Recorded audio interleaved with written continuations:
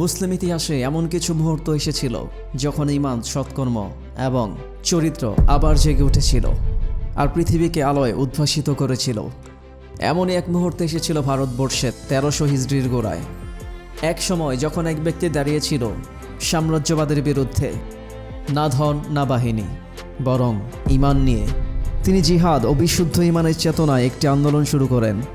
নবী মুহাম্মদ সাল্লাল্লাহু আলাইহি ওয়াসাল্লামের পথ বা তরিকায়ে মুহাম্মদিয়া নামে তিনি বাংলা ভারতে একটি অখণ্ড ইসলামী রাষ্ট্র প্রতিষ্ঠা করার সংগ্রাম শুরু করেন। শুরুতে বিজয় আসে দ্রুত। তৎকালীন ভারতের উত্তর পশ্চিম সীমান্তের অন্ধ্রপ্রদেশ থেকে শুরু করে মর্দান পর্যন্ত এই বিশাল অঞ্চলে তিনি ইসলামী রাষ্ট্র প্রতিষ্ঠা করে ইসলামী শাসন ব্যবস্থা চালু করেন। কিন্তু বিশ্বাসঘাতকতা ছিল কাছেই। বিভ্রান্ত কিছু গোত্রবাসী ষড়যন্ত্রে লিপ্ত হয় এবং আক্রমণ চালায়, আর বালাকোটের যুদ্ধে সেই স্বপ্নের সমাপ্তি ঘটে। মাওলানা ইসমাইল সহ অনেক মুজাহিদ শহীদ হন, কিন্তু তাদের আত্মত্যাগের আলো নিভে যায়নি। ইংরেজরা নির্যাতন চালায়, কিন্তু বেঁচে থাকা সাহসীরা দৃঢ় থাকেন। তাদের ঈমান, তাদের আত্মোৎসর্গ আজও পথ দেখায়। সেই স্বপ্নটির মৃত্যু হয়তো সেই সময় ঘটেছিল, কিন্তু তা আজও বেঁচে আছে মুজাহিদদের অন্তরে। সেই সাথে বেঁচে আছেন সেই স্বপ্নের ধারকও, আর সেই স্বপ্নের ধারকও মরতে মুজাহিদ আর কেউ নন, তিনি হচ্ছেন সৈয়দ আহমেদ শহীদ বেরলভী রহমতুল্লাহ আলাই। প্রিয় বন্ধুরা, সৈয়দ আহমেদ শহীদ বেরলভী রহমতুল্লাহ আলাই সম্পর্কে জানার পূর্বে অবশ্যই আমাদের চ্যানেলটি সাবস্ক্রাইব করুন, ভিডিওটি লাইক করুন এবং সেই সাথে পাশে থাকা বেল আইকনটি বাজিয়ে দিন। যদি ভিডিওটি ভালো লাগে তাহলে অবশ্যই কমেন্টে আপনার মতামত জানাবেন এবং সম্ভব হলে শেয়ার করে দেবেন। তাহলে চলুন মূল আলোচনায় ফেরা যাক।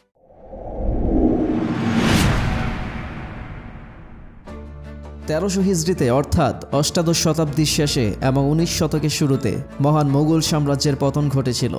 বিদেশি শক্তি ও মারাঠা, শিখ ও ক্ষুদ্র শাসকদের হাতে দেশ ভাগ হয়ে গিয়েছিল। মুসলিমরা দুর্বল ও বিভক্ত হয়ে পড়েছিল। ভারতীয় মুসলমানরা তখন ইতিহাসের সবচেয়ে দুর্যোগপূর্ণ সময় পার করছিল। একদিকে ইংরেজ, অন্যদিকে মারাঠা। ভিতরে বিভেদ, বাইরে আগ্রাসন। মুছে যেতে বসেছিল এক জাতির সম্মান। নৈতিকতাহীন সমাজে পাপ কাজ ছিল জনপ্রিয় কিছু। ইসলামী নীতির অবজ্ঞা, বিদেশি রীতিনীতির প্রবেশ ছিল খুবই স্বাভাবিক ঘটনা। পবিত্র হজের ফরজও অনিশ্চিত অস্থিরতার কারণে বাদ পড়েছিল। এই সময় আলেম, কবি ও সুফিরা ইসলামী জ্ঞানের দ্বীপ কিঞ্চিত জ্বালিয়ে রেখেছিল, কিন্তু তাদের আলো নিভে যাচ্ছিল, কারণ তখন ছিল একতার অভাব এবং কোনো পথ প্রদর্শকও ছিল না। এই নিরাশার মাঝেই আশার আলো জ্বেলে উঠলেন দুই বীর, হায়দার আলী ও টিপু সুলতান। তাদের প্রচেষ্টা ছিল মুসলিম জাতিকে জাগিয়ে তোলার এক অনন্য দৃষ্টান্ত। কিন্তু জাতির ভেতরকার স্বার্থপরতা এবং হিংসা সেই আন্দোলনের কফিনে প্যারেক ঢুকিয়ে দিয়েছিল। এক এক করে পতন ঘটল বাংলার, উড়িষ্যার, বিহারের। ইংরেজ বেনিয়ারা মুঠোবন্দি করল এক সময়ের মুসলিম শাসিত অঞ্চলগুলো। এরপর তারা দিল্লির মসনদে বসল। এই ভয়াবহ বাস্তবতাকে গভীরভাবে পর্যবেক্ষণ করছিলেন সৈয়দ আহমেদ বেরলভী রহমতুল্লাহ আলাই। তিনি খুঁজে বের করেছিলেন ইতিহাসের কঠিনতম সময়ে একমাত্র পথ। তার সামনে 3টি রাস্তা খোলা ছিল: সত্যকে ছেড়ে যুগের সাথে গা ভাসানো, নীরবে সত্য আঁকড়ে ধ্বংস হয়ে যাওয়া, আর অন্যায়ের বিরুদ্ধে প্রাণপণ জিহাদ। তিনি বেছে নিলেন 3য় পথ, জিহাদের পথ, বীরদের পথ, শহীদদের পথ।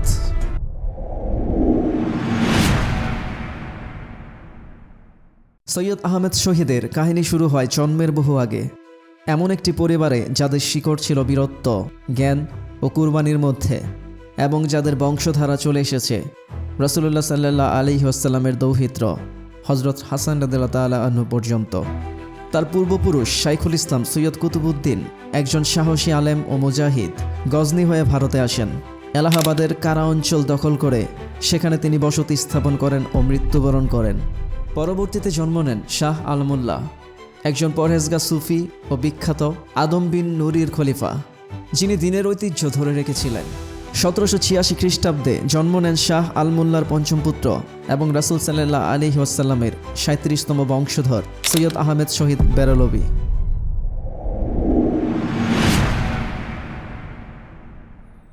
বংশের নিয়ম অনুযায়ী 4 বছর 4 মাস 4 দিনের সময়ে মক্তবের মাধ্যমে শুরু করেন প্রাথমিক শিক্ষা। 3 বছর মক্তবে অধ্যয়ন করে পবিত্র কোরআন শিক্ষা করেন। তিনি ছিলেন একজন সাধারণ বালক, কিন্তু তার চোখে ছিল অসাধারণ স্বপ্ন। একদিন ইসলামের জন্য জীবন উৎসর্গ করবেন। এই স্বপ্ন তার আচরণে ছিল স্পষ্ট।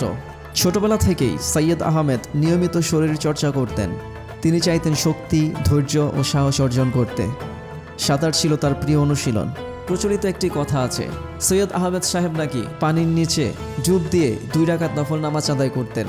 তিনি সহপাঠীদের নিয়ে গড়ে তুলেছিলেন লস্করে ইসলাম নামে একটি সংগঠন। এই দল ছিল আত্মশুদ্ধি, ইসলামী আদর্শ ও আত্ম উৎসর্গের জন্য প্রস্তুত। সৈয়দ আহমেদের হৃদয় ছিল দরিদ্রদের প্রতি কোমল, অভাবীদের সাহায্যে এগিয়ে যেতেন নিজে থেকেই। ছাত্রজীবনে তিনি চিনে ফেলেছিলেন মুসলিম সমাজে কিভাবে হিন্দু কুসংস্কার প্রবেশ করেছে। তিনি দেখেছিলেন জাতির ভেতরের কাপুরুষতা, দ্বিধা ও পরনির্ভরতা। তখন থেকেই তিনি ব্যতিব্যস্ত হয়ে উঠেছিলেন এই জাতিকে কিভাবে জাগানো যায়, কিভাবে ফিরিয়ে আনা যায় সাহাবীদের সেই চেতনা। এই ছিল সেই ভিত্তি যেখান থেকে সৈয়দ আহমেদের যাত্রা শুরু হয়েছিল এবং যা একদিন গড়ে তুলেছিল বিপ্লবের এক পথ।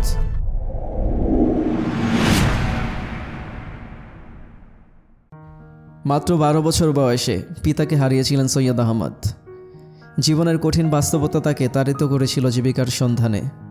7 জন আত্মীয়দের সঙ্গে নিয়ে তিনি রওনা দেন রায়বেরেলি থেকে লখনৌতে। প্রায় 80 কিলোমিটারের পথ, একটি মাত্র সাওয়ারি। কিন্তু সৈয়দ আহমেদ হাঁটতেই পছন্দ করতেন, অন্যদের সাওয়ারিতে চড়তে দিতেন। সারাটা পথ তিনি সঙ্গীদের সেবা করতেন। ক্লান্ত হলেও মুখে কোনো অভিযোগ ছিল না। লখনৌতে পৌঁছেও সহজ ছিল না জীবনটা। চারদিকে দারিদ্র্য আর বেকারত্ব, দিনভর শ্রম আর রাতের খাবার খুবই সামান্য। সৈয়দ সাহেব এক সম্ভ্রান্ত আতিথেয়তার মধ্যে থেকেও নিজের ভাগের উন্নত খাবার দিয়ে দিতেন সঙ্গীদের। নিজে খেতেন সাধারণ, যা কিছু মিলত। এই ছিল সৈয়দ আহমেদের আত্মত্যাগ ও নেতৃত্বের সূচনা, এক মহান পথযাত্রার প্রথম ধাপ।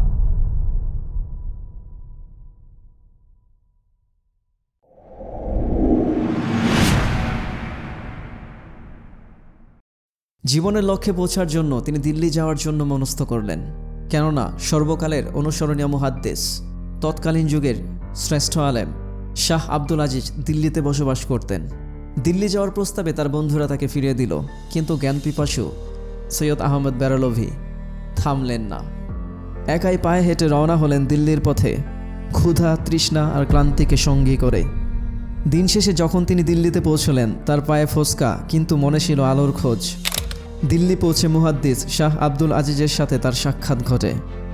শাহ আব্দুল আজিজ তাকে শিক্ষা গ্রহণের জন্য পাঠালেন নিজের ভাই শাহ আব্দুল কাদিরের কাছে। সেখানে তিনি অল্প সময়ে আধ্যাত্মিক ও ধর্মীয় জ্ঞান তথা কোরআন হাদিসের উপরে অগাধ পাণ্ডিত্য অর্জন করেন।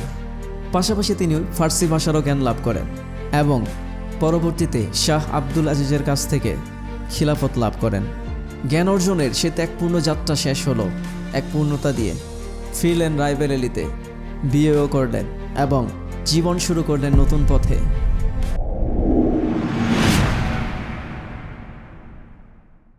1811 সালে সৈয়দ আহমেদ দিল্লিতে গিয়ে মাওলানা শাহ আব্দুল আজিজের পরামর্শে আমির খানের সেনাবাহিনীতে যোগ দিলেন।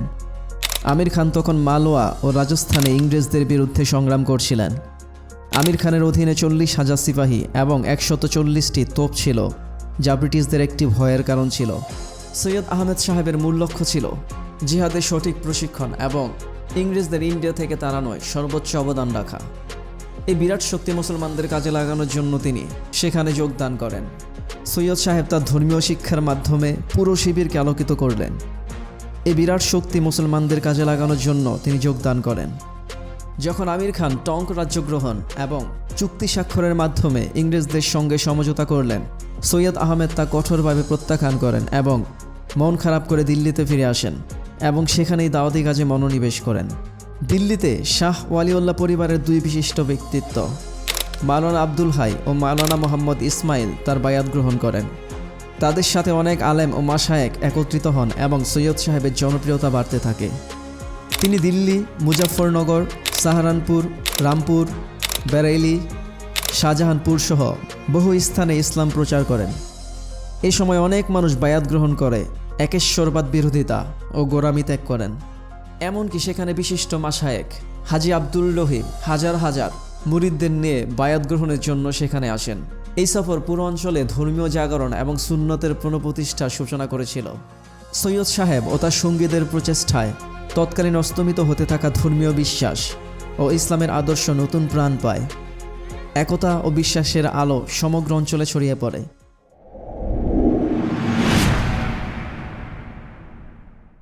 দুর্ভিক্ষে কাতর রায়বেরেলি। সেখানকার মানুষের মুখে ছিল ক্ষুধার্ত হাহাকার। সবার খাবারের দায় এক ব্যক্তির কাঁধে, তিনি হলেন সৈয়দ সাহেব।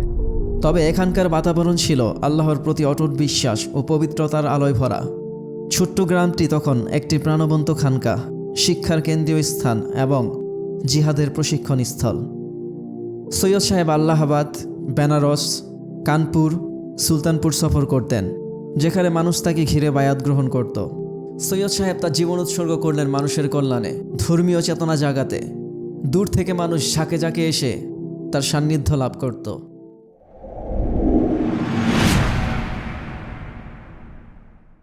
লখনৌ ক্যান্টনমেন্টে সৈয়দ সাহেবের অনেক অনুগামী পাঠান ছিল। মাওলানা আব্দুল হাই, মাওলানা মোহাম্মদ ইসমাইল এবং নবাব ফকির মোহাম্মদ খান সহ শতাধিক শিষ্য নিয়ে তিনি সংস্কারের উদ্দেশ্যে এ শহরে আসেন। তখনকার সময় ছিল বিশৃঙ্খলা, অবিচার আর দুঃসময়ের। সৈয়দ সাহেব গোমতীর পশ্চিম তীরে শাহ পীর মসজিদের কাছে অবস্থান নেন। সকাল থেকে রাত পর্যন্ত লোকজনের ভিড় হতে থাকে। মাওলানা মোহাম্মদ ইসমাইলের উপদেশে হাজার হাজার লোক ধর্মে ফিরে আসেন, বিদআত ও বহু দেববাদ পরিত্যাগ করেন। মহান জ্ঞানী ও সাধকরাও বায়াত গ্রহণ করতেন। এই সময়ে অসংখ্য ভোজসভা হতো এবং অনেক অলৌকিক ঘটনা বা কারামত দেখার সাক্ষী ছিল সবাই।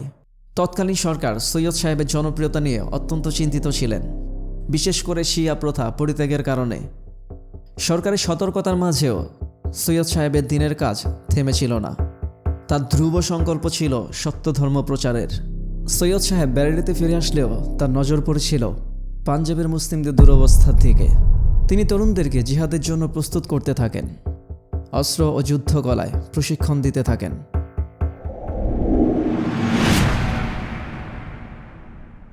1821 সাল। ভারতের মুসলিম সমাজ তখন বহু ধর্মীয় প্রথা থেকে দূরে সরে গেছে। তখন আলেম নামধারী কিছু ব্যক্তি ফতোয়া দিয়েছিলেন যে সমুদ্রপথে হজ্জ পালন করা নিরাপদ নয় এবং ভারতীয় মুসলমানদের উপর হজ্জ পালন করা ফরজ নয়। হজরত শাহ আব্দুল আজিজ মুহাদ্দিস দেহলভী রহমতুল্লাহ আলাই এই ফতোয়াকে গভীরভাবে প্রত্যাখ্যান করেছিল। তিনি নিজে হজ্জের ফরজিয়াতের কথা প্রচার করতে থাকেন। সৈয়দ আহমেদ বেরলভী এই ভ্রান্ত ফতোয়ার জবাবস্বরূপ 1821 খ্রিস্টাব্দে অর্থাৎ 1236 হিজরি সালের শাওয়াল মাসে ঈদের নামাজের পর 400 জনের কাফলা নিয়ে রওনা দিলেন রায়বেরেলি থেকে। তার উদ্দেশ্য শুধু হজ্জ নয়, পথে পথে ঈমান জাগানো। মির্জাপুর ও বেনারসে হাজার হাজার মানুষ তার হাতে বায়াত গ্রহণ করে। বিদআত ও শিরক থেকে তওবা করে তারা ফিরে আসে ইসলামের মূল স্রোতে। কলকাতা ছিল ইংরেজ শাসনের কেন্দ্র, কিন্তু সৈয়দ সাহেবের প্রচারে এক ধর্মীয় বিপ্লব শুরু হয়। খ্যাতিমান পরিবারগুলো ঘোষণা দেয়, যারা শরীয়তের পথে আসবে না তাদের সামাজিকভাবে বর্জন করা হবে। অবশেষে কলকাতা থেকে 775 জনের এক বিশাল কাফেলা নিয়ে তিনি যাত্রা করেন হজ্জের পথে। জেদ্দায় পৌঁছান 16 মে 1822 সালে। মক্কায় পৌঁছে সেখানে ইমাম ও মুফতিরাও হন তার মুরিদ। রমজান পালন করেন পবিত্র নগরীতে এবং হজ্জের সময় আকাবাই সাহাবীদের মতো করে জিহাদের বায়াত নেন তার সাহচর্যদের কাছ থেকে। মদিনাতেও তার চাহিদা তুঙ্গে। ইসলামী পণ্ডিত, সাধু, সাধারণ মানুষ সবাই তার শিক্ষা ও আত্মিক শক্তির কাছে অভিভূত। মূলত মক্কা মদিনায় থাকা অবস্থায় তিনি গভীরভাবে ইসলামী শিক্ষা অর্জনে মনোনিবেশ করেছিলেন। পরবর্তীতে দ্বিতীয়বার হজ্জ পালন শেষে সৈয়দ আহমেদ শহীদ ফিরে এলেন রায়বেরেলিতে।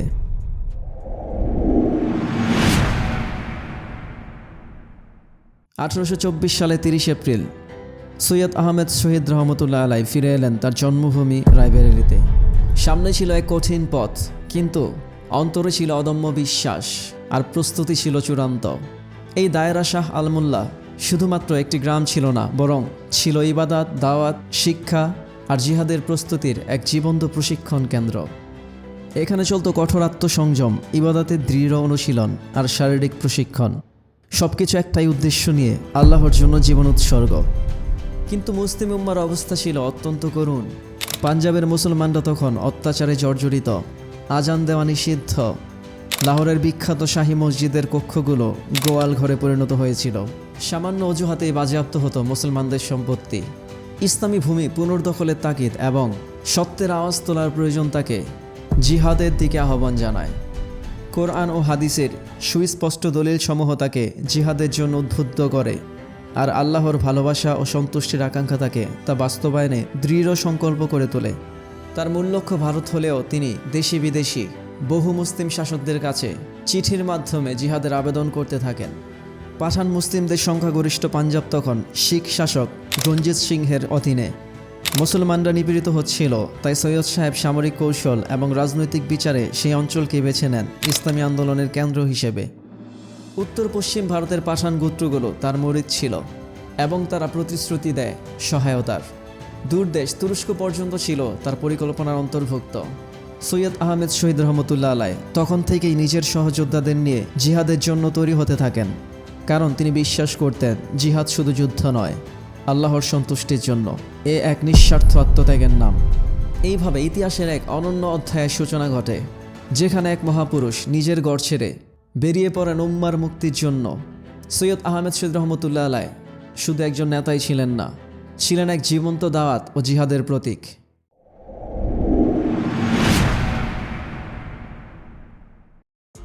17 জানুয়ারি 1826 সাল সৈয়দ আহমেদ বেরলভী রহমতুল্লাহ আলাই তার জন্মভূমি রায়বেরেলিকে বিদায় জানালেন।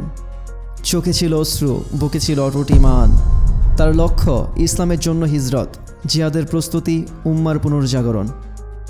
এটা ছিল 600 মুজাহিদদের একটি কাফেলা, যেখানে ছিল অভিজাত, পীর দরবেশ, তরুণ যুবক, এমনকি দুর্বল বৃদ্ধাও, যারা হৃদয়ে ধারণ করেছিল আল্লাহর সন্তুষ্টির জন্য আত্মত্যাগের দৃঢ় প্রতিজ্ঞা। তারা পেরিয়েছেন সমতল ভূমি, মরুভূমি, পাহাড়, উপত্যকা, নদী ও গিরিপথ। পথে ছিল ক্ষুধা, পিপাসা, ডাকাতের হুমকি, অচেনা মানুষ, অজানা ভাষা, সন্দেহ এবং গোয়েন্দাগিরি। কিন্তু তাদের পেছনে ছিল না ফেরার মনোবল, আর সামনে ছিল শাহাদাতের তামান্না। তারা যাত্রাপথে দালামাউ, ফতেহপুর, বান্দা, জালাউন, গালিয়র ও টঙ্কে বিরতি নেন। গালিয়রে তাকে উপহার দিলেন তৎকালীন মহারাজা, টঙ্কে তাকে বিদায় দিলেন নবাব। আজমির, পালি, মরুপ্রধান মারোয়ার পার হয়ে তারা পৌঁছলেন হায়দ্রাবাদ বা সিন্ধে। সৈয়দ আহমেদ রহমতুল্লাহ আলাই যেখানেই গিয়েছেন সেখানেই হাজার হাজার মানুষ তার কাছ থেকে বায়াত গ্রহণ করেছিল। সিন্ধেও লক্ষাধিক মুজাহিদগণ, সুফি ও সাধক তাকে আপন করে নিয়েছিলেন। সিন্ধের শাসক মীর মোহাম্মদ ও অভিযাত্রাও তাকে পূর্ণ সমর্থন জানিয়েছিলেন। সিন্ধু থেকে পীরকোটে, সেখান থেকে শিকারপুরে এবং শিকারপুর থেকে ছাতারবাগান ও ধাদারে যান। জিহাদের দাওয়াত দিতে দিতে সবশেষে তিনি কাফেলাসহ পৌঁছান আফগান সীমান্তের বোলান পাশে। এই পথ পেরিয়ে তিনি কোয়েটার শাল অঞ্চলে পৌঁছান, যেখানে শালের প্রধান তাকে স্বাগত জানান। এই হিজরত ছিল শুধু স্থান পরিবর্তন নয়, ছিল এক নবজাগরণের সূচনা, যেখান থেকে শুরু হয় এক ঐতিহাসিক জিহাদ, ইসলামের সম্মান ও অধিকার রক্ষার সংগ্রাম।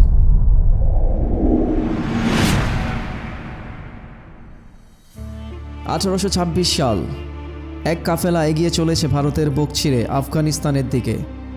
নেতৃত্বে আছেন এক আলোকিত পুরুষ, সৈয়দ আহমেদ শহীদ। উদ্দেশ্য ইসলামের শত্রুদের বিরুদ্ধে জিহাদ এবং মুসলিমদের মধ্যে ঐক্য প্রতিষ্ঠা। সে সময় আফগানিস্তানে বারাকজাই ভাইয়েরা শাসন করতেন, যাদের দুররানিও বলা হতো। কান্দাহারে শাসন করতেন পুরদিল খান, গজনিতে মীর মোহাম্মদ খান, কাবুলে দোস্ত মোহাম্মদ খান ও সুলতান মোহাম্মদ খান এবং পেশোয়ারে ইয়ার মোহাম্মদ খান। এই সফরের উদ্দেশ্য ছিল এই ভাইদেরকে পারিবারিক ক্রন্দল থেকে বের করে ঐক্যবদ্ধ করা এবং ইসলামের শত্রুদের বিরুদ্ধে জিহাদে উদ্দীপ্ত করা। তিনি যখন কান্দাহার পৌঁছলেন তখন পুরদিল খান এবং হাজারো আলেম, গণ্যমান্য ব্যক্তি তাকে স্বাগত জানালেন। 4 দিনের মধ্যেই শত শত মানুষ তার হাতে বায়াত গ্রহণ করলেন। এরপর গন্তব্য গজনী, সেখানেও 4 শতাধিক আলেম, সুফি ও ছাত্র জিহাদের জন্য তার সঙ্গে যোগ দিলেন। তিনি বেছে নিলেন 270 জন সাহসী মুজাহিদকে। গজনী থেকে রওনা হলেন কাবুল। অভ্যর্থনা দিতে আসলেন শাসক সুলতান মোহাম্মদ খান নিজে, সাথে 3 ভাই ও 50 অশ্বারোহী। তিনি 1-1.5 মাস থাকলেন কাবুলে। সমাজ সংস্কারের ডাক দিলেন। ধনী, দরিদ্র, সাধু সবাই তার ছায়ায় এসে দাঁড়ালো। বারাকজাই ভাইদের ঐক্যের চেষ্টা করলেন সৈয়দ আহমেদ বেরলভী, কিন্তু ঐক্য এলো না। এরপর যাত্রা পেশোয়ারের দিকে। পথে পথে তার ডাক, ওঠো মুসলমান, আল্লাহর রাস্তায় কুরবানি দাও। নওশেরা পৌঁছে শুরু হলো সেই ঐতিহাসিক অধ্যায়, যে অধ্যায়ের নাম জিহাদ।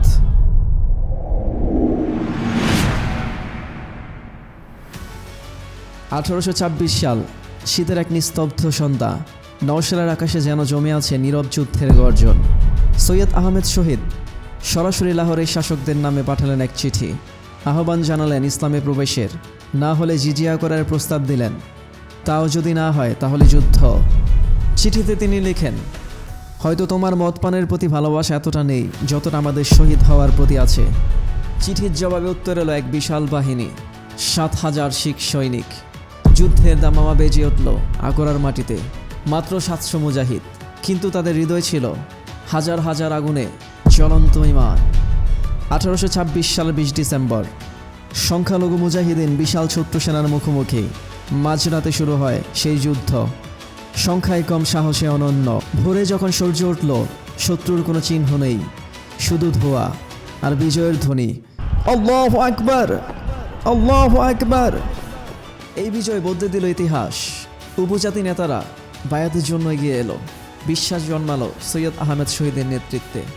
হুন্দ দুর্গের শাসক খাদি খান তার মুরিদ হন এবং তার অনুরোধে সৈয়দ সাহেব 3 মাস হুন্দ দুর্গে অবস্থান করেন। ইসলামী পুনর্জাগরণের সূচনা হয় এখান থেকেই।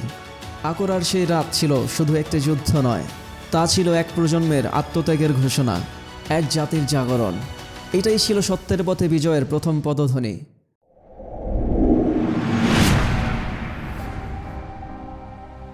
শিখ শাসিত হাজরু ছিল একটি বড় বাণিজ্যিক কেন্দ্র। ভোররাতে সেখানে অভিযান চালানোর প্রস্তাব দেয় স্থানীয়রা। সৈয়দ আহমেদ শহীদ অনুমতি দিলেন, তবে নিজে সেই অভিযানে অংশ নেননি। কিন্তু অভিযানে অংশ নেওয়া মুজাহিদরা ভুলে গেল শৃঙ্খলা, উপেক্ষা করলেন আদর্শ, লুটতরাজ ভেঙে পড়ল নৈতিকতা। তখন আলেমরা বুঝলেন, এই জিহাদ, এই আন্দোলন নেতৃত্বহীনভাবে চলতে পারে না। প্রয়োজন একজন ইমাম, একজন আমির, একজন সৎ নেতার।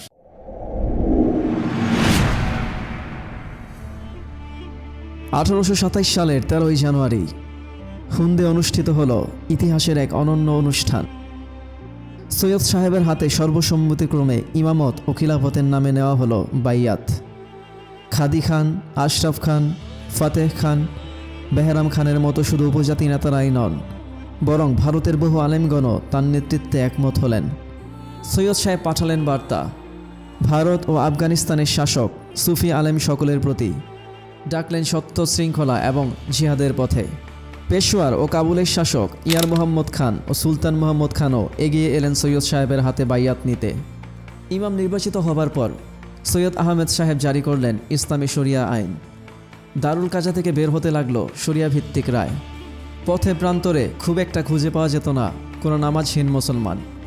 এই ছিল এক আদর্শ রাষ্ট্রের সূচনা, একজন ইমামের নেতৃত্বে একটি জাতির পুনর্জাগরণ।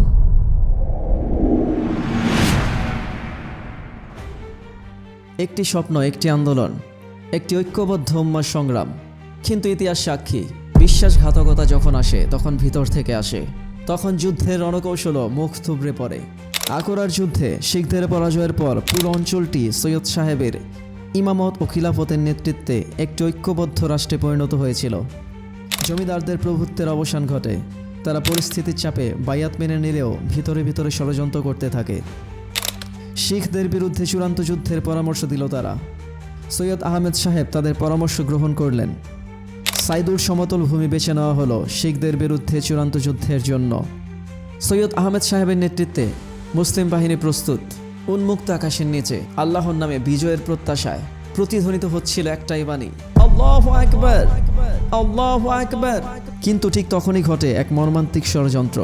অজ্ঞাত কেউ মুসলিম বাহিনীর খাবারে বিষ দিয়ে দেয়। যুদ্ধের আগে অনেক সৈনিক দুর্বল হয়ে পড়ে, তবুও তাওয়াক্কুলের ভরসা ছিল একটাই, আল্লাহ। তারা এগিয়ে যায়, শত্রু বাহিনী ভয় পেয়ে পিছু হটে। বিজয় ছিল যেন কেবল সময়ের অপেক্ষা। কিন্তু ঠিক সেই মুহূর্তে ঘটে ইতিহাসের হৃদয় বিদারক ঘটনাটি। ইয়ার মোহাম্মদ খান ও পেশোয়ারের বাহিনী শত্রুপক্ষে চলে যায়। মুজাহিদরা পড়ে যায় চরম সংকটে। একদিকে শিখ বাহিনী, অন্যদিকে নিজেরাই বিশ্বাসঘাতকতার শিকার। অতঃপর সৈয়দ সাহেব পিছু হটতে বাধ্য হলেন।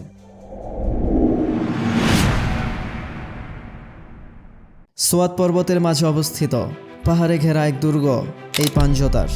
সেখানে গড়ে উঠেছিল ইতিহাসের এক নতুন অধ্যায়। সৈয়দ আহমেদ সাহেব সাইদুর দুঃখজনক বিশ্বাসঘাতকতার পরও পিছু হটেননি। তিনি ফিরে এলেন আরও দৃঢ় সংকল্প নিয়ে। ফতেহ খানের আমন্ত্রণে হুন্ড ত্যাগ করে পাঞ্জতারকে করলেন জিহাদের নতুন কেন্দ্র। এখানে প্রতিটি কোণা জেগে উঠল ইমানের দীপ্তিতে। ভ্রাতৃত্ব, আত্মত্যাগ আর আল্লাহর সন্তুষ্টির অনন্য দৃঢ়তায় গড়ে উঠেছিল এক ইসলামী দুর্গ। তবে সব জায়গাতেই থাকে ঈর্ষার ছায়া। খাদি খান হিংসা আর কুটিলতার বীজ বাষ্প ছড়িয়ে দিতে শুরু করলেন। তবুও সৈয়দ সাহেব অটল এবং অচঞ্চল। তিনি ছুটে গেলেন বুনের সোয়াত হাজারা অঞ্চলে। এক ডাকে মানুষ জড়ো হলো, এক ডাকেই জেগে উঠল তাদের ঘুমিয়ে থাকা ঈমান। এই সময়ে সৈয়দ সাহেব হারালেন তার প্রিয় সাথী মাওলানা আব্দুল হাইকে, যিনি ছিলেন মুজাহিদ বাহিনীর শাইখুল ইসলাম।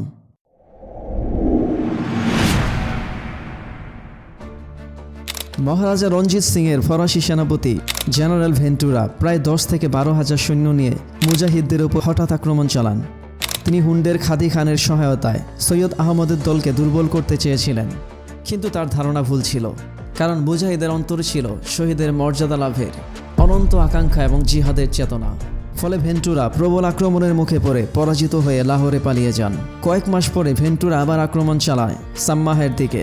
খাদি খান আবারও গোপনে তাকে সাহায্য করেন। তবে সৈয়দ সাহেব এবার আগে থেকেই প্রস্তুত ছিলেন। তিনি অঞ্চলের নেতৃবৃন্দদেরকে সতর্ক করে দিয়েছিলেন এবং পাহাড়ি পথ, উপত্যকা ও গিরিপথে রণকৌশল সাজিয়ে দিয়েছিলেন। জেনারেল ভেন্টুরা যখন বুঝতে পারেন যে মুজাহিদিনরা কৌশলগতভাবে শক্তভাবে অবস্থান নিয়েছেন কোনো যুদ্ধ না করেই, তখন তিনি আবারও পিছু হটে যান। তবে গল্প এখানেই শেষ নয়। খাদি খান, যিনি বাহ্যিকভাবে সৈয়দ সাহেবের অনুসারী ছিলেন কিন্তু অন্তরে ছিলেন শত্রুদের পক্ষপাতী, তিনি ভেন্টুরার সঙ্গে বারবার ষড়যন্ত্রে লিপ্ত হন। শেষ পর্যন্ত সৈয়দ সাহেব বাধ্য হয়ে হুন্ডু দুর্গে আক্রমণ চালান। একটি তীব্র লড়াইয়ের পর দুর্গ দখল করা হয় এবং খাদি খান এই যুদ্ধে নিহত হন।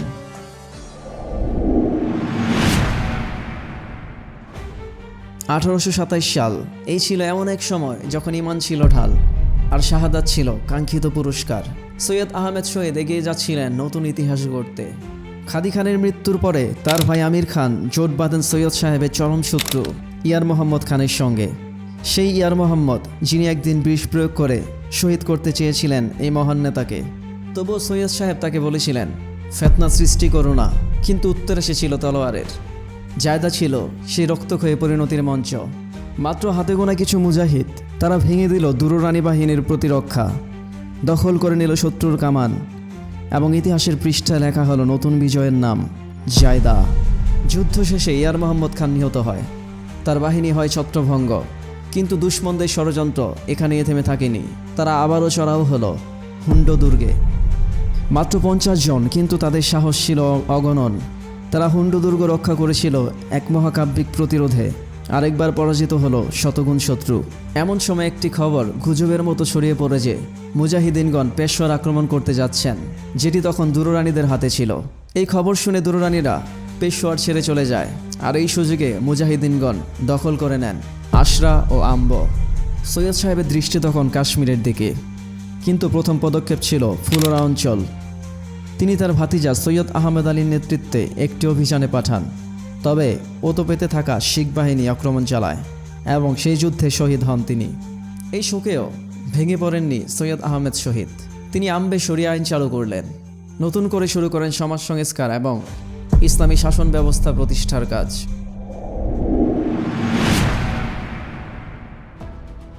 (1827 সালের এক ইতিহাস গড়া যুদ্ধ, যেখানে ইসলাম ও ইমানের শক্তি একেবারে হারিয়ে দেয় হাজারো সৈন্যের অহংকার। এটাই ছিল মায়ারের যুদ্ধ। দুররানি শাসক সুলতান মোহাম্মদ খান মুসলিম মুজাহিদিনদের দমন করতে চূড়ান্ত যুদ্ধের প্রস্তুতি নেন। সৈয়দ আহমেদ শহীদ পজিশন নেন তুরুতে। তিনি শান্তির বার্তা দেন, আহ্বান জানার ভ্রাতৃত্বের। কিন্তু উত্তর আসে যুদ্ধের শপথে। দুররানিরা কোরআনের নাম নিয়ে শপথ করে, আমরা শেষ পর্যন্ত লড়ব। মায়ার, তরু ও হুটির মাঝখানে এক বিধ্বংসী যুদ্ধ শুরু হয়। মাওলানা মোহাম্মদ ইসমাইল ও শেখ ওয়ালি মোহাম্মদ দখল করেন শত্রুর কামান। একদিকে ঈমান, অন্যদিকে সংখ্যা। দুররানি বাহিনী ছত্রভঙ্গ, যুদ্ধের ময়দান ছেড়ে পালিয়ে যায়, আর মুজাহিদিনরা মাথা উঁচু করে দাঁড়িয়ে থাকে বিজয়ের মিনারে। এই যুদ্ধ ছিল শুধু জয় বা পরাজয়ের নয়, এটা ছিল আত্মত্যাগ, একনিষ্ঠতা এবং আখিরাতের বিশ্বাসে গড়া এক দৃষ্টান্ত। মায়ারের যুদ্ধ আমাদেরকে শেখায়, সংখ্যার শক্তি নয়, ঈমানের দৃঢ়তাই আসল জয় আনে।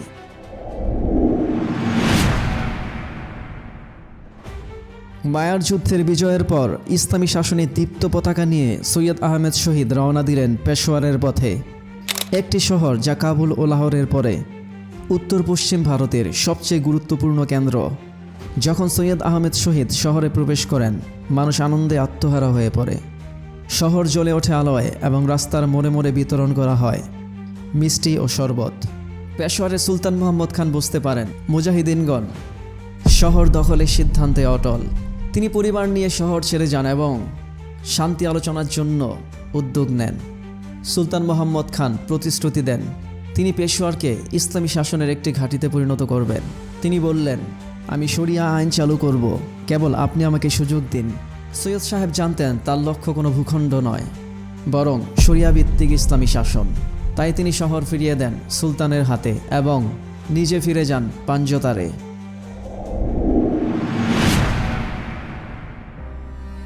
পেশোয়ার শহর ফিরে পেয়েই সুলতান মোহাম্মদ খান শুরু করলেন এক ষড়যন্ত্র, যার লক্ষ্য ছিল মুজাহিদিনদের শেষ করে দেওয়া। তিনি দুনিয়ামুখী আলেমদের কাছ থেকে ফতুয়া সংগ্রহ করলেন মুজাহিদিনদের আকীদা নাকি বিভ্রান্ত। এরপর রচিত হলো হত্যার পরিকল্পনা। পেশোয়ার ও সাম্মা জুড়ে সংগঠিত হলো ভয়াবহ গণহত্যা। ইমাম আহমেদ শহীদ কর্তৃক নিয়োজিত প্রায় সকল কাজী, মুহতাসিব এবং খাজনা আদায়কারীদেরকে নির্মমভাবে শহীদ করা হলো। মূলত কুজাতের এই গণহত্যা ছিল একটি বিশ্বাসঘাতকতার ইতিহাস, একটি দুনিয়ামুখী নেতৃত্বের কলঙ্ক।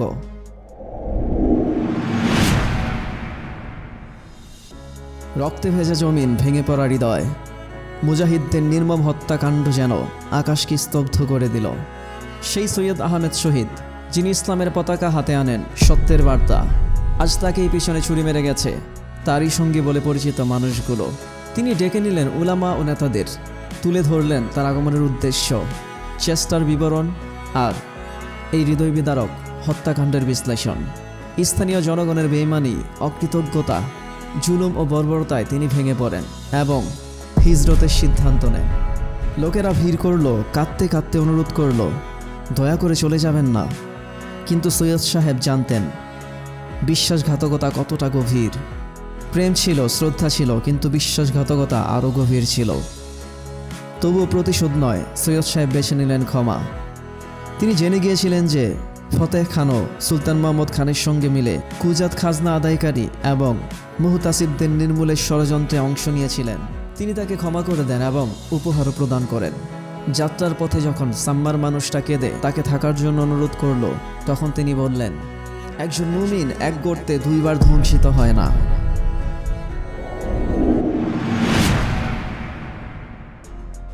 বেঈমানির কালো ছায়া ছড়িয়ে পড়েছে চারদিকে, তবুও একদল সত্যনিষ্ঠ সাথী সৈয়দ আহমেদ শহীদকে একা ছাড়তে পারেনি। তাদের চোখে ছিল নতুন ভোরের খোঁজ আর লক্ষ্য কাশ্মীর, যে উপত্যকা নিজেই একটি প্রাকৃতিক দুর্গ, এক নতুন সূচনা। কাশ্মীর কেবল একটি স্থান নয়, এটি ছিল ইতিহাস পুনর্লেখার সম্ভাবনার ঠিকানা। এখান থেকে পৌঁছানো যেত ভারতের অন্তরে এবং হাত বাড়ানো যেত মধ্য এশিয়ার মুসলিম জনপদের দিকে। আশা, আস্থা আর আত্মত্যাগের এই অভিযাত্রা নতুন ইতিহাসের দিকে এক পদক্ষেপ।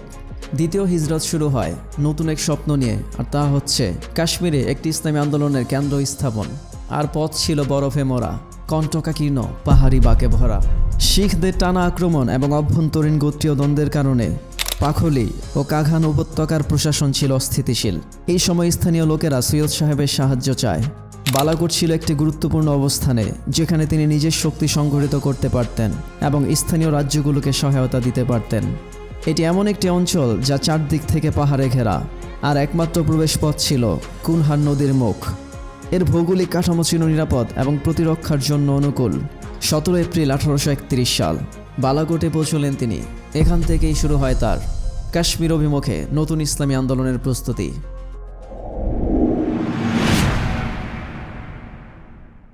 1831 সালের বালাকোট উপত্যকা প্রাকৃতিক দুর্গ যেমন মুজাহিদিনদের পাশে ছিল, তেমনি এখানে সাম্রাজ্যবাদের চূড়ান্ত লড়াই অপেক্ষা করছিল। মহারাজা রঞ্জিত সিং তার পুত্র প্রিন্স শের সিংকে মুজাহিদিনদের বিরুদ্ধে চূড়ান্ত যুদ্ধের জন্য দায়িত্ব দেন। পুত্র প্রিন্স শের সিং বিশাল বাহিনী নিয়ে কুনহান নদীর পূর্ব তীরে বালাকোট থেকে প্রায় 5 মাইল দূরে অবস্থান নিলেন যুদ্ধের জন্য। সৈয়দ আহমেদ শহীদ ও তার সাহসী সহযোদ্ধারা প্রাকৃতিক দুর্গের মাঝে যুদ্ধের জন্য প্রস্তুত। ফলে শের সিং প্রথমে বালাকোটের প্রতিরক্ষা ব্যবস্থা দেখে হতাশ হয়ে পড়েন এবং ফিরে যাওয়ার সিদ্ধান্ত নেন। কিন্তু কিছু স্থানীয় লোক শিখদের গোপনে সাহায্য করে। ফলে শিখ সেনার অল্প সময়ের মধ্যে মাতিকোট পৌঁছে যায়। 6 মে 1831 সাল। অতঃপর শুরু হলো তুমুল যুদ্ধ। শত্রু নেমে আসছে, পাহাড় থেকে গুলি ছুটছে, শত্রুর গুলির বৃষ্টি নিচ্ছে, কিন্তু সৈয়দ সাহেব লড়াই করছেন সিংহের মতো। তার কণ্ঠে আল্লাহু আকবার প্রতিধ্বনি, আল্লাহু আকবার, আল্লাহু আকবার। এক পাথরের আড়ালে লুকিয়ে সৈয়দ আহমেদ সাহেব গুলি চালাচ্ছেন এবং তার সঙ্গীরা শত্রুদেরকে ঘায়েল করছে। শিখ বাহিনী এবারও পিছু হটা শুরু করে দিয়েছে, কিন্তু হঠাৎ মাটিতে লুটিয়ে পড়লেন সৈয়দ আহমেদ শহীদ বেরলভী রহমতুল্লাহ আলাইহ এবং কিছুক্ষণের মধ্যে মাওলানা মোহাম্মদ ইসমাইলও মাথায় গুলিবিদ্ধ হয়ে শাহাদাত বরণ করলেন। এতে নেতৃত্ব শূন্য মুজাহিদিনগণ হতাশ হয়ে পড়লেন। মুজাহিদিনদেরকে কিছুটা বিভ্রান্ত দেখে শিখ বাহিনী আবার অগ্রসর হওয়া শুরু করে এবং পূর্ণ শক্তি দিয়ে আক্রমণ চালায় এবং গুলির বৃষ্টি বহু মুজাহিদিনগণকে শহীদ করে দেয়। এভাবে 1831 সালে বালাকোটের শহীদে ময়দানে সমাপ্ত হয় ইমাম সৈয়দ আহমেদ শহীদ বেরলভীর বিপ্লব ইতিহাস, যার যাত্রা শুরু হয়েছিল 1826 সালে। সৈয়দ আহমেদ শহীদ বেরলভীর জীবনের ইতিহাস ছিল ইমানের আলোয় আলোকিত ইতিহাস। ইসলামী হুকুমত পুনরুজ্জীবনের জন্য সারা জীবন সংগ্রাম করে যাওয়া এই মানুষটিকে এবং তার সাথে থাকা অন্যান্য মুজাহিদদেরকে আল্লাহ তাআলা জান্নাত নসিব করুন, আমিন।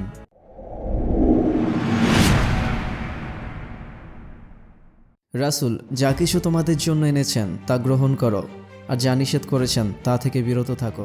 তরিকায়ে মোহাম্মদিয়া মূলত শুরু হয় 19 শতকে ভারতের ব্রিটিশ বিরোধী প্রেক্ষাপটে।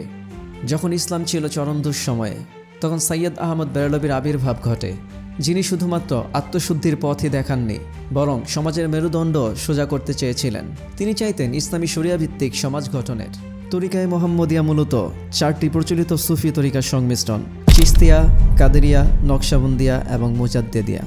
কিন্তু এই তরিকার বিশেষ বৈশিষ্ট্য হলো এর উদ্দেশ্য ছিল ব্যক্তি ও সমাজ উভয়ের পরিবর্তন, অর্থাৎ একদিকে ইখলাস ও তাকওয়ার চর্চা, অন্যদিকে শিরক, বিদাত ও ব্রিটিশ উপনিবেশবাদ বিরোধী অবস্থান।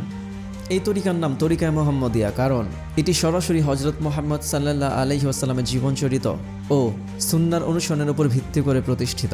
এই তরিকার মূল বার্তা ছিল একটাই: জীবনের প্রতিটি কাজ যেন হয় শুধু আল্লাহর সন্তুষ্টির জন্য। ঘুম, খাওয়া, উপার্জন, বিয়ে সবই ইবাদতের অন্তর্ভুক্ত। তরিকায়ে মোহাম্মদিয়া এটা শুধুমাত্র একটা তরিকা নয়, বরং একটি জীবন ব্যবস্থার প্রতিচ্ছবি, একটি জিহাদের ডাক, একটি সংস্কারের শপথ। তিনি বলতেন, আমার তরিকা নবীদের শ্রেষ্ঠ হজরত মুহাম্মদ সাল্লাল্লাহু আলাইহি ওয়াসাল্লামের তরিকা। তিনি নিজ হাতে কাঠ কাটতেন, যুদ্ধ করতেন, সমাজে আল্লাহর আইন প্রতিষ্ঠার কাজ করতেন। তরিকায়ে মোহাম্মদী একমাত্র তরিকা যেখানে আত্মশুদ্ধি ও জিহাদ পাশাপাশি চলে। সৈয়দ সাহেবের নেতৃত্বে হাজার হাজার মুরিদ ইবাদাত ও ইনকিলাব এই দুই ধারায় গড়ে উঠেছিলেন। তারা ধর্মীয় জ্ঞান অর্জন করতেন, সমাজে সংস্কার করতেন, এমনকি ব্রিটিশদের বিরুদ্ধে সামরিক প্রতিরোধেও অংশগ্রহণ করতেন।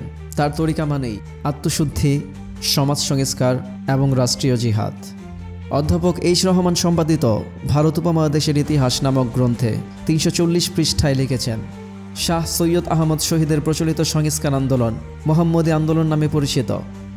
ভারতের মুসলমানদের কুসংস্কার ও অনইসলামিক রীতিনীতি দূর করিয়া ইসলামের নির্দেশিত সমাজ ও রাষ্ট্র পুনঃপ্রতিষ্ঠা করাই এই আন্দোলনের উদ্দেশ্য ছিল। এই তরিকায়ে মোহাম্মদিয়া এমন এক আন্দোলনের জন্ম দিয়েছিল যা ইংরেজ এবং তার দোসর শিখ শাসকদের বিরুদ্ধে জিহাদের অনুপ্রেরণা জুগিয়েছিল। এই আন্দোলনে অংশগ্রহণকারী বিশিষ্ট আলেমদের মধ্যে চট্টগ্রামের শাহ সুফি নূর মোহাম্মদ নিজামপুরী, রংপুরের হাদিয়ে বাঙ্গাল কারামত আলী জৈনপুরী এবং নোয়াখালীর মোহাম্মদ মাওলানা ইমামউদ্দিন উল্লেখযোগ্য। মাওলানা কারামত আলী জৈনপুরী রহমতুল্লাহ আলাইহি বলেছেন, তরিকায়ে মোহাম্মদিয়া মানেই সমস্ত তরিকাদের সারাংশ। এই তরিকার মধ্যে আছে পীর ভাইদের মধ্যে ভালোবাসা, কুসংস্কার থেকে মুক্তি। এটাই শেষ জামানার কিমিয়া। তিনি আরও বলেন, এই তরিকা সকল তরিকাকে একত্রিত করেছে। এটি শুধু এক ধরনের বায়াত নয়, বরং একটি পূর্ণ জীবন ব্যবস্থা। সার কথা হলো, তরিকায়ে মোহাম্মদিয়া ছিল একটি ভারসাম্যপূর্ণ ইসলামী পথ যা ব্যক্তির চরিত্র গঠনের পাশাপাশি সমাজের বিপ্লব চায়। এটা ছিল এমন এক দাওয়াত যা আত্মিক সাধনা, শরীয়তের প্রতিষ্ঠা ও রাজনৈতিক স্বাধীনতা সব কিছুর দিকে দৃষ্টি দিয়েছিল। এটি এক জীবন্ত আহ্বান, ফিরে এসো প্রকৃত ইসলামে, ফিরে এসো হজরত মুহাম্মদ সাল্লাল্লাহু আলাইহি ওয়াসাল্লামের আদর্শে।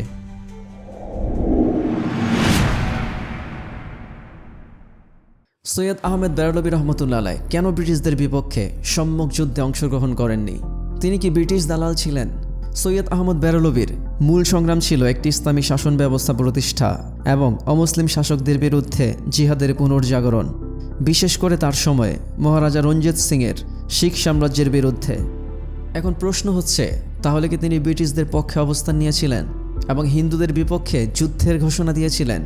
তিনি শিখদের বিরুদ্ধে কেন অবস্থান নিয়েছিলেন তা আমরা ঐতিহাসিক সোর্সগুলো যাচাই করলে জানতে পারি। শিখ তথা অন্য মুসলিম শাসকদের বিরুদ্ধে তার অবস্থানের প্রধান দুটি কারণ ছিল। প্রথমত, ওই সকল রাজ্যে মুসলিমরা ছিল নির্যাতিত এবং তাদের স্বাধীনতা ছিল না। দ্বিতীয়ত, তিনি ওই সমস্ত রাষ্ট্রে মুসলমানদের অধিকার নিশ্চিত করতে চেয়েছিলেন, যার দরুন তাকে ইসলামী শরিয়া ভিত্তিক রাষ্ট্র ব্যবস্থা চিন্তা করতে হয়, যেখানে প্রতিটি ধর্মের মানুষের অধিকার রক্ষা হবে। তার বিরোধীরা এটা দাবি করেন যে তিনি ব্রিটিশদের বিরুদ্ধে সরাসরি কোনো ফতোয়া দেননি এবং তিনি শুধু শিখদের বিরুদ্ধে অবস্থান নিয়েছিলেন। এবার আমরা ইংরেজ পক্ষপাতিত্ব নিয়ে কথা বলবো। উনি কেন সরাসরি ব্রিটিশদের বিরুদ্ধে যুদ্ধ ঘোষণা করেননি? ইংরেজরা কি আসলেই তাকে নিরাপদ মনে করত বা তার সাথে বন্ধুত্বপূর্ণ ছিল, অথবা ইংরেজদের মাথা ব্যথার কারণ হিসেবে তিনি কি কোনো প্রমাণ রাখতে সচেষ্ট হয়েছিলেন? সৈয়দ আহমেদ বেরলভী রায়বেরেলির একজন স্বাধীনতা সংগ্রামী ছিলেন, যার ভাবমূর্তি বিকৃত করেছিল ব্রিটিশদের দ্বারা নিযুক্ত ঐতিহাসিকরা। একটি প্রচলিত ধারণা হলো তিনি ছিলেন একজন উগ্র জঙ্গি মুসলিম নেতা, যিনি শিখ ও হিন্দুদের বিরুদ্ধে যুদ্ধ করেছিলেন। ব্রিটিশ ঔপনিবেশিক কর্মকর্তারা তার আন্দোলনকে ভুলভাবে ওহাবি নামে অভিহিতও করেছিল, মূলত ভারতীয়দের মধ্যে, বিশেষ করে মুসলমানদের মধ্যে বিভেদ সৃষ্টির উদ্দেশ্যে। আসল সত্য হলো, সৈয়দ আহমেদ ছিলেন একজন সামরিক নেতা, যিনি 19 শতকের গোড়ার দিকে মুসলিম সমাজ সংস্কারের জন্য কাজ করেছিলেন। বিদেশি শাসনকে ভারতীয় মুসলমানদের পশ্চাৎপদতা ও দুর্নীতির অন্যতম কারণ হিসেবে বিবেচনা করতেন। 1957 সালে ইতিহাসবিদ কে দত্ত বিহার সরকারের একটি প্রকল্পের অংশ হিসেবে লেখেন history of the freedom movement in Bihar. সে বইতে সৈয়দ আহমেদের একটি চিঠি প্রকাশিত হয়, যা তাকে দেন তার গবেষণা সহকারী এফ বালখি। চিঠিটা লেখা হয়েছিল রাজা হিন্দু রায়কে, যিনি ছিলেন সিন্ধিয়া বংশের মারাঠা শাসক। চিঠিতে সৈয়দ আহমেদ রাজাকে আহ্বান জানান যেন তিনি ব্রিটিশদের বিরুদ্ধে তার সঙ্গে হাত মেলান। চিঠিতে লেখা ছিল, আপনার কাছে পরিষ্কার যে একদল অমিত্র বিদেশি, যারা এই দেশ থেকে বহু দূরের, তারা আজ দেশের অধিপতি হয়ে গেছে। ব্যবসায়ীরা এখন সুলতানি দাবি করছে এবং তারা শ্রেষ্ঠ শাসকদের শাসন ও প্রভাবশালী নেতাদের নেতৃত্ব ধ্বংস করে দিয়েছে। যেহেতু রাজন্যবর্গ ও নীতি নির্ধারকগণ একান্ত গোপনীয়তার আশ্রয় নিয়েছেন, তাই কিছু দরিদ্র ও অসহায় ব্যক্তি কোমর বেঁধে কাজ শুরু করেছে। এই দুর্বল দলটি কোনো দুনিয়াবী স্বার্থে আগ্রহী নয়, তারা কেবল আল্লাহর সন্তুষ্টির জন্য কাজ করছে, যাদের ধন বা ক্ষমতার প্রতি বিন্দুমাত্র লোভ নেই। যেই মুহূর্তে ভারতকে বিদেশিদের হাত থেকে মুক্ত করা যাবে এবং প্রচেষ্টার তীর লক্ষ্য ভেদ করবে, শাসন ও পদমর্যাদা তখন তাদের হাতেই থাকবে যারা তা চায়, বরং তাদের মর্যাদা আরও সুদৃঢ় হবে। এই দুর্বল দলের পক্ষ থেকে চাওয়াটা কেবল এতটুকুই, যারা শাসকদের আসনে বসবেন তারা যেন মন প্রাণ দিয়ে ইসলামী সেবায় আত্মনিয়োগ করেন। যদিও এই দলটির হাতে পর্যাপ্ত উপকরণ নেই, তবু আল্লাহর সন্তুষ্টির কারণে তারা আনন্দিত ও প্রফুল্ল এবং তারা ক্ষমতা বা ধনের প্রতি ঘৃণা পোষণ করে। এমনকি এখন বা ভবিষ্যতে তা ভোগ করার কোনো বাসনাও নেই। যে কোনো পুরাতন শাসক বা নেতা যারা আমাদের সহযোগিতায় এগিয়ে আসবেন, তারা নিজের রাজ্যের ভিত্তিকেই আরও মজবুত করবেন। এই আন্তরিক চিঠির প্রকৃত উদ্দেশ্য আপনাকে বিস্তারিতভাবে ব্যাখ্যা করবেন হাজী বাহাদুর শাহ, যিনি আমার পুরনো সঙ্গী। আরেকটি চিঠিতে সৈয়দ আহমেদ স্পষ্ট করে বলেন, তার লক্ষ্য ছিল না নিজের জন্য কোনো রাজ্য প্রতিষ্ঠা করা বা নতুন কোনো শাসন ব্যবস্থা কায়েম করা। তার একমাত্র উদ্দেশ্য ছিল ইউরোপীয়দেরকে ভারত থেকে তাড়ানো এবং ভারতীয়দের, হিন্দু ও মুসলমানদের আবার নিজেদের মধ্যে শাসনভার ফিরিয়ে দেওয়া, যেমনটা ব্রিটিশ সাম্রাজ্যবাদের আগেও ছিল। বারবারা ডি ম্যাটক্যালফ তার বই Islamic revival in British India Deoband উল্লেখ করেছেন যে সৈয়দ আহমেদ বেরলভীর আন্দোলনকে ব্রিটিশরা একটি পুনর্জাগরণমূলক হুমকি হিসেবে দেখত। বিশেষ করে আন্দোলনটি যে পিউরিটান বা কঠোর ইসলামী ধ্যান ধারণাকে গুরুত্ব দিত এবং পীর-আউলিয়াদের ভক্তি বা মাজার পূজার মতো চর্চার বিরোধিতা করত, যা তখনকার ভারতীয় ইসলামী সমাজে ব্যাপক প্রচলিত ছিল। এসব কারণে ব্রিটিশদের মধ্যে উদ্বেগ সৃষ্টি হয়েছিল। ব্রিটিশরা এমন যে কোনো আন্দোলন নিয়ে সন্দিহান ছিল যা তাদের কর্তৃত্বকে চ্যালেঞ্জ করতে পারে বা বিশৃঙ্খলা সৃষ্টি করতে সক্ষম। এর পাশাপাশি 1852 সালের খাগান অভিযান যা record of the expeditions undertaken against the north west frontier tribes. গ্রন্থে বিস্তারিতভাবে লিপিবদ্ধ ছিল একটি ব্রিটিশ সামরিক অভিযান, যার লক্ষ্য ছিল খাগান উপত্যকার সৈয়দগণ, যারা সৈয়দ আহমেদ বেরলভীর সহযোগী হিসেবে পরিচিত ছিলেন। এই অভিযানটি ব্রিটিশদের সেই জোরালো প্রচেষ্টাকে প্রতিফলিত করে, যার মাধ্যমে তারা সৈয়দ আহমেদের আন্দোলনের সাথে সম্পৃক্ত গোষ্ঠীগুলোকে দমন করতে চেয়েছিল, এবং এটি ব্রিটিশদের মধ্যে তার প্রভাব নিয়ে বিদ্যমান গভীর উদ্বেগকে স্পষ্টভাবে প্রকাশ করে। ডব্লিউ হান্টার তার বই the Indian Musalmans are the bound in conscience to rebel against the queen 1871-এ সৈয়দ আহমেদ বেরলভী সম্পর্কে লিখেছেন, তিনি একজন উগ্র ভক্ত যিনি ধর্মীয় উৎসাহ ও রাজনৈতিক আকাঙ্ক্ষাকে মিশ্রিত করেছিলেন, শিখদের বিরুদ্ধে জিহাদের ডাক দিয়েছিলেন এবং ব্রিটিশ প্রভাবের বিরুদ্ধে ছিলেন। তিনি তার সম্পর্কে আরও লিখেছেন, সৈয়দ আহমেদের অনুসারীরা ধর্মীয় উৎসাহে অনুপ্রাণিত হলেও কখনো কখনো পবিত্র যুদ্ধের আড়ালে লুণ্ঠন ও সহিংসতায় লিপ্ত হতেন, যা সীমান্ত অঞ্চলে অস্থিতিশীলতা সৃষ্টি করেছিল। যদিও তার উদ্দেশ্য পবিত্র হতে পারে, তবে তার পদ্ধতিগুলো তাকে ব্রিটিশ প্রশাসনের চোখে ধর্মীয় নেতা এবং রাজনৈতিক বিদ্রোহী দুই রূপেই তুলে ধরেছিল। আপনি যদি উপরের রেফারেন্সগুলো লক্ষ্য করে থাকেন, তাহলে এটা সহজেই বুঝতে পারবেন উনি সরাসরি ব্রিটিশদের বিপক্ষে যুদ্ধের ঘোষণা না দিলেও পরোক্ষভাবে যে ব্রিটিশ শাসনকে পরাজিত করার চেষ্টায় ছিলেন তা সহজেই বোঝা যায়। যেমন রাজা হিন্দুরাইকে পাঠানো চিঠিটি তার একটি প্রমাণ। এছাড়া ব্রিটিশ ছাড়াও অন্যান্য ইতিহাসবিদদের কোনো সোর্সই এক্সপ্লিসিটলি একথা বলে না যে সৈয়দ আহমেদ বেরলভী তাদের জন্য নিরাপদ ছিল। প্রত্যেকটি জায়গাতে তার ব্যাপারে তারা উদ্বেগ প্রকাশ করেছিল, কারণ তার সশস্ত্র আন্দোলন পরোক্ষভাবে ব্রিটিশ প্রভাবকে চ্যালেঞ্জ করতে সক্ষম হয়েছিল। মূলত সৈয়দ আহমেদ সাহেব ব্রিটিশদের বিরুদ্ধে সরাসরি অভিযান পরিচালনা করেননি দুটি কারণে। প্রথমত, ব্রিটিশরা সে সময় অত্যন্ত শক্তিশালী এবং সুসংগঠিত ছিল। দ্বিতীয়ত, তার উদ্দেশ্য ছিল উত্তর পশ্চিমাঞ্চলে একটি ইসলামী রাষ্ট্র গঠন, যেটি পরবর্তীতে বৃহত্তর ইসলামী পুনর্জাগরণের ভিত্তি হতে পারে। উল্লেখ্য যে তার অনুগামীদের মধ্যে অনেকেই 1857 সালের সিপাহী বিদ্রোহে অংশগ্রহণ করেন, যেটি ছিল ব্রিটিশদের বিরুদ্ধে একটি গুরুত্বপূর্ণ যুদ্ধ।